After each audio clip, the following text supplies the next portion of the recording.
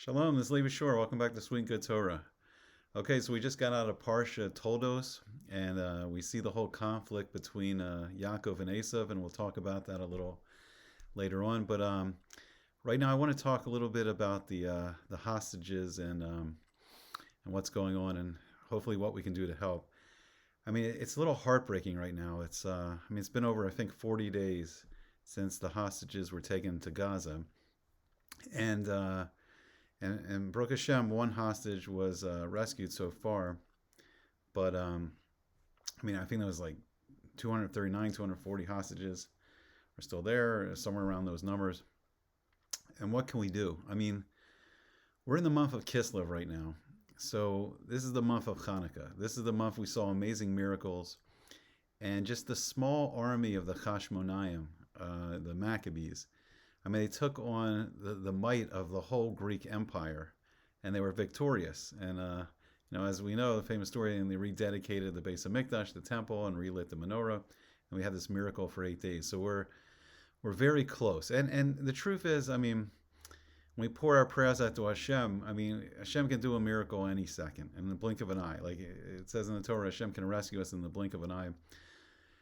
But it's been depressing so far, and we need to see something better. And I think all of us, we need to just keep praying, keep reciting Tehillim, keep studying Torah, keep doing the mitzvos, and especially and if you're out there and you say, well, I'm not very religious, then especially you, because you can bring so much spiritual merit if these are things that you haven't been doing a lot of, and the merit of rescuing the hostages, it will have such a powerful spiritual effect.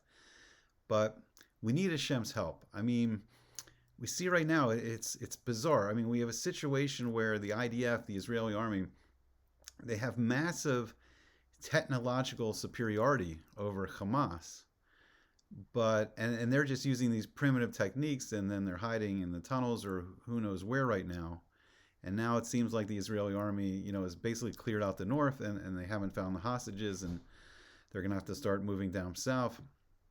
But we need Hashem's help desperately. We need Hashem's help, and instantly this can all turn around.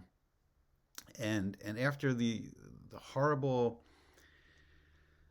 atrocities we saw done on the Shabbos of Simchas Torah, we need to see something better. And this is the month of miracles. This is the month to call out to Hashem for help. And without Hashem's help, it's not going to be successful. We need Hashem's help. We need our God helping us, and we can build merit for rescuing the hostages by doing all these things. And there's no reason, we shouldn't see an immediate rescue. But this is the time to dig in. So one thing is, we may ask, why is this all happening in the year 2023? And I think there's something interesting happening here, and potentially out of this tragedy, something really great's going to happen. But it's fascinating because in the Hebrew calendar, Abraham was actually born in 1948 of the Hebrew calendar, meaning 1,948 years after the Maaseh Bereshis, after Hashem created everything. Abraham was born, and then there's some opinions that when he was 75 in 2023, that's actually the year he made the bris with Hashem. He actually made the covenant, and that begins the covenant between the Jewish people and Hashem. And Abraham asked the question, how do I know that my children one day will inherit the land of Israel? And what's fascinating is that hopefully what we're beginning to see is events that are unfolding quickly, but hopefully will lead us, B'ezrat Hashem, into Yemotza Mashiach, into the coming of Mashiach. So how is this all going to happen?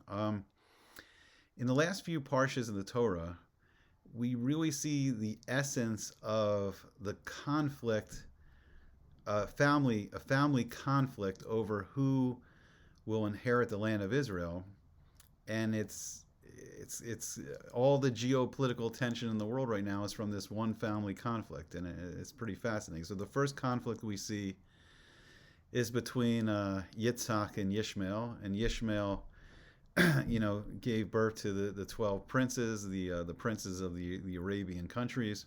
So the power of Islam is from the children of Ishmael, and the initial conflict is that Sarah told Abraham that she saw Ishmael shooting arrows at Yitzhak, and he was saying, "Oh, I'm just kidding. I don't mean anything by it." But it began 4,000 years ago, where Ishmael, was he was upset that Yitzhak would inherit the land, and he began this activity of shooting arrows at him. And 4,000 years later, his children are doing the same thing. They're firing the missiles from Gaza, firing the missiles from Hezbollah in Lebanon, firing the missiles from Syria, firing the missiles from the Houthis in Yemen. It's 4,000 years of firing the missiles. The same thing, the same conflict over the land of Israel. And then in this week's parsha in Toldos, which we were just coming out of, we see the conflict between Yaakov and Esav. So Yaakov, who give birth to the 12 tribes, 12 Shvatim of Israel. And then Esav, who his children will go on to found the Roman Empire. And we find ourselves now in this Golas Edom.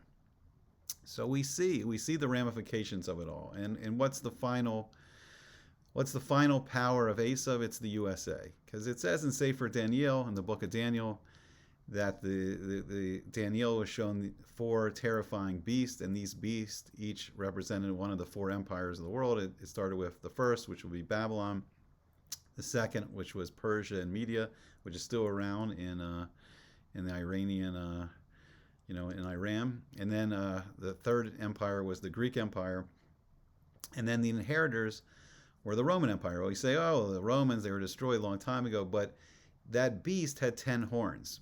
And in one aspect, it's the 10 phases that the Roman Empire will go through in the history of the world. And we've been in 23 years of this Roman exile. And originally the Roman Empire started in Rome and Italy. But then Emperor Constantine, he started a new phase. And he moves the capital to Constantinople in modern-day Turkey. And then it goes through phases all throughout history. So you could see, the Holy Roman Empire is a phase, potentially like Napoleon's France, the power of the French Empire is a phase, the power of the Spanish Armada is a phase, the power, coming to modern times, the power of the British Empire is a phase, and finally the final power of Edom seems to be the USA, America. So how do we see it in the world? We see it because there's still that tension between the children of Esav and the children of Yaakov. So even though we're in this new phase of the Roman Empire, where it's not the Roman Empire like with the old style, like European, pogroms and Holocaust. We'll see it in the coming parsha where Esav says, walk with me. He tells Yaakov, walk with me. We'll do this together. And we see a lot in the Western world. We see a lot of cooperation between Jewish people, participating and high up in Western government. So there's more of this, equal participation, and not this act of pogroms. But we see it quietly. We see it quietly in the fact that the world calls out for a ceasefire, even though they saw this horrible atrocity and they know the hostages had to be rescued. But we don't hear many voices, and we don't see many world governments from the West putting intense pressure on the Arab nations to release the hostages. So it's what the Torah calls in this parsha, it's Kol Yaakov Yadayim Yadei Esav, that now the Jewish people are going to have to do both roles. Because initially Esav, the original plan is that he would he would be a holy part of the Jewish people. He would marry Leah. He would that 6 of the tribes of Israel would come from him. The kings would come from him, and they would fight. They would fight the wicked empires. But then he himself became the wicked empire. Esav's children going to found Edom, found Rome. So not becoming kings and fighting against the wicked empires, actually becoming the wicked empire itself. And now it's up to Yadayim Yadei Esav. Now the Jewish people must also take over that role that Esav was supposed to be fulfilling. And now the tribes of the kings come from Yaakov. So we have the tribe of Yehuda and we have the tribe of Ephraim from Yosef, and now the kings come from them, and says Bezrat Hashem, we see, coming soon to the Mashiach ben Yosef and Mashiach ben David. But it says in Parshat Todos that Yitzhak gave a blessing to Esav, and he gave him a blessing that he'll live by the sword. And we see the might of the Roman Empire through all its phases, and we see the absolute a lot going on. And we see the power, of especially like the power of America right now. So it's interesting. So the commentators say that in that blessing, that Esav will live by the sword. It means that ultimately the Roman Empire will conquer the whole world before turning it over to Mashiach. So it says, we see in Masechta Avodah Zarah, it says on Beis Amid Beis, that it says in the Gemara that, why is the Persian Empire still around? And it says, in the Tosafos there, it says that before the coming of Mashiach, Edom is going to defeat Paras in a war, which would mean, I think in modern context, it would be America is going to defeat, Iran, and then Edom will rule the world for 9 months, and that's called the birth pangs of Mashiach. That's called the 9 months of giving birth to Mashiach. So we see the blessing of Yitzhak is strong, and America is the most powerful army in the world. And after this initial attack, we saw that the Biden administration moved out these two U.S. These aircraft carriers with their strike groups, and then a nuclear-powered submarine. So they have massive firepower in the Middle East right now. And we see Paras, and they just keep, firing. I mean, I think like 59 attacks, on the U.S. forces. And the U.S. has, responded very softly so far. Only like, I think, 3 attacks back, and they've took out these warehouses. Maybe they had weapons, maybe they didn't, I don't know. And they shot down some drones, and they shot down some incoming missiles. But it seems that this war, we could be closest war, and this war is almost upon us, and that if America defeats Iran, then the world's, like the majority of the world's like oil supply, I mean, you could see how it would make America all powerful. And whatever would happen then, it would set off the events that Bezrat Hashem would lead to the coming Mashiach. But why is it important? It's important because the children of Esav were giving this blessing by Yitzhak that they would fight the forces of evil. And it's quite clear that Iran, their ambition is nuclear. Their ambition through all their proxies in the Middle East, through Hamas, through Hezbollah, through the Houthis, that they want dominance of Islam. They want control. They want to expand their empire, and those missiles, they can pretend or not, but those missiles could also very easily be shot towards Europe or America or anywhere else in the world. So I think it's possible we're approaching this war. And I mean, it seems like on one hand, Iran's definitely provoking it, but it's strange on the other hand, because we had the Biden administration give them, before the horrible attack, release $6 billion to them. And what's really, to me, personally disgusting is like 4 or 5 weeks after the attack, they released another $10 billion. So